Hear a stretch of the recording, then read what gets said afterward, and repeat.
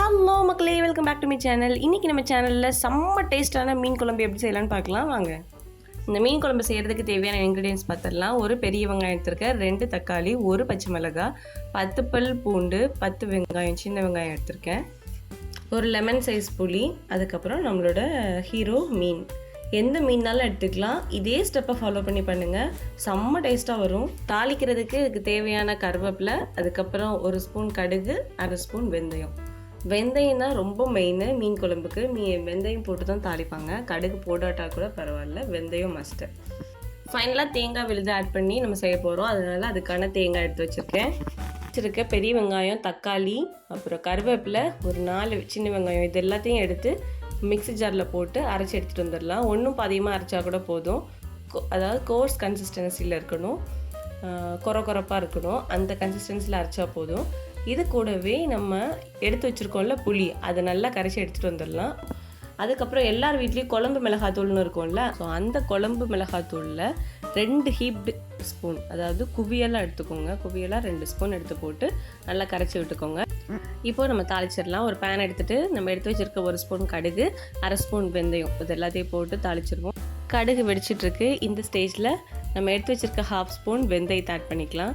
வெந்தயம் போட்டு ரொம்பலாம் அது வெடிக்கணும்லாம் இல்லை, அது லைட்டாக கலர் மாறும், ஸ்மெல் நல்லா வரும். அந்த ஸ்டேஜ்லேயே நம்ம எடுத்து வச்சுருக்க பூண்டு, வெங்காயம் இதெல்லாம் ஆட் பண்ணிக்கலாம். இப்போ வெந்தயம் கலர் சேஞ்ச் ஆகிடுச்சு. அடுத்து பூண்டு போட்டுக்கலாம். பூண்டு போட்டோன்னே ஒரு ஸ்மெல் வரும் பாருங்கள், ஐயோ அடடா அடடா அடடா அப்படின்னு பாட்டு பாடுற லெவலில் இருக்கும் அந்த ஸ்மெல். எனக்கு இந்த ஸ்மெல் ரொம்ப பிடிக்கும். அடுத்தது அதிலேருந்து மனம் வந்தோடனே இந்த நம்ம எடுத்து வச்சுருக்க வெங்காயம் போட்டுடலாம். நம்ம எப்போவுமே பூண்டு வெங்காயத்தெல்லாம் போட்டதுக்கப்புறம் கருவேப்பிலை போடலாம், இல்லைன்னு வைங்க அது ரொம்ப வெடிக்கும், மேலெலாம் படும், ப்ளஸ் ஆயிலெலாம் இந்த ஸ்டவ்லலாம் தெரிக்கும். அது அவாய்ட் பண்ணுறதுக்கு பூண்டு வெங்காயம்லாம் போட்டதுக்கப்புறம் கருவேப்பிலை போட்டுக்கலாம். இப்போ இதெல்லாம் சேர்த்து நல்லா வதக்கி விட்டுக்கலாம். வதக்கி விட்டதுக்கப்புறம் நான் கொஞ்சமாக கலருக்காக காஷ்மீரி ரெட் சில்லி ஆட் பண்ணுறேன். நம்ம ஆல்ரெடி குழம்பு மிளகாத்தூள் வச்சுருப்போம்ல, அதுலேயே நம்ம ரெட் சில்லி, மிளகு, சோம்பு, மல்லி இதெல்லாம் போட்டு தான் நம்ம குழம்பு மிளகாத்தூள் ப்ரிப்பேர் பண்ணுவோம் இல்லையா. ஸோ இது நான் கலருக்காக தான் போட்டிருக்கேன். ப்ளஸ் காரம் உங்களுக்கு எக்ஸ்ட்ரா வேணும் அப்படின்னா நீங்கள் இந்த ஸ்டேஜில் நிறையவே போட்டுக்கலாம். இப்போ இது நல்லா வதங்கினதுக்கப்புறம் நம்ம எடுத்து வச்சுருக்க அந்த புளி கரைசலோடு சேர்த்து வச்சுருக்கோம்ல குழம்பு மிளகாத்தூள் போட்டு, அதை இதில் ஊற்றிடலாம். இது கூட ஒரு மிளகாய் ஆட் பண்ணியிருக்கேன்.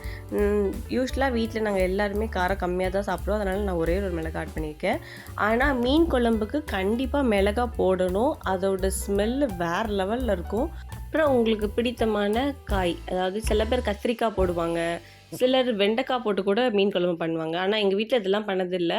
மாங்காய் போடுவாங்க, மீன் குழம்புல மாங்காய் போடுவாங்க, அது ரொம்ப டேஸ்ட்டாக இருக்கும். நல்லா கொதிக்கட்டும். நம்ம கடைசியாக இந்த சைஸ் தேங்காவை அரைச்சி ஊற்ற போகிறோம். அதுக்கு முன்னாடி இதோட பச்சை வாசனை போனதுக்கப்புறம் அடுத்து மீன் போட்டுக்கலாம். ஏன் ஃபஸ்ட் டைம் மீன் போடக்கூடாது அப்படின்னா, மீன் சீக்கிரமே வெந்துடும். அதனால் நீங்கள் ஃபஸ்ட்டே போட்டிங்க அப்படின்னா அது சக்கை மாதிரி ஆயிரும் அந்த ஃப்ளஷ்ஷு. அதனால் அதோட பச்சை வாசனை கொஞ்சம் லைட்டாக போக விட்டு அதுக்கப்புறம் ஆட் பண்ணிக்கோங்க மீனை. இந்த மீன் நல்லா வேகட்டும். வெந்ததுக்கப்புறம் நம்ம ஃபைனலாக தேங்காய் அரைச்சி ஊற்ற போகிறோம். இந்த ஸ்டேஜில் இது நல்லா கொதி வந்ததுக்கப்புறம் பச்சை வாசனைலாம் போகி மேலே எண்ணெய் பிரிஞ்சு வரும்ல, அந்த ஸ்டேஜில் கூட அப்படியே நம்ம சாப்பிட்லாம், தேங்காய் ஊற்றாமல் கூட சாப்பிட்லாம். பட் யூஸ்வலாக எங்கள் வீட்டில் தேங்காய் ஊற்றி பண்ணுறதுனால நான் அந்த ஸ்டைலில் காமிச்சிருக்கேன். எப்படி தகன்னு கொதிக்கிறான் பாருங்கள், ஐயோ ரொம்ப டெம்டிங்காக இருக்குது. ரொம்ப சூப்பராக இருக்கும். நம்ம செய்யும்போதே அப்படியே வாயில் எச்சி ஊறும், அந்தளவுக்கு இருக்கும். அன்றைக்கி டேஸ்ட்டுமே சூப்பராக இருந்துச்சு. இது நல்லா கொதி வந்துருச்சு, மேலேயும் எண்ணெய் பிரிஞ்சு வந்துருச்சா. இந்த ஸ்டேஜில் நம்ம எடுத்து வச்சுருக்க தேங்காய் விழுது ஆட் பண்ணிக்கலாம். தேங்காய் போட்டு ரொம்ப கொதிக்க வைக்கக்கூடாது, ஒரு 2 மினிட்ஸ் கொதிச்சா போதும். அதில் நம்ம ஸ்டவ் ஆஃப் பண்ணிடலாம். அவ்வளோதான், நம்மளோட டேஸ்டியான யம்மியான மீன் குழம்பு ரெடி.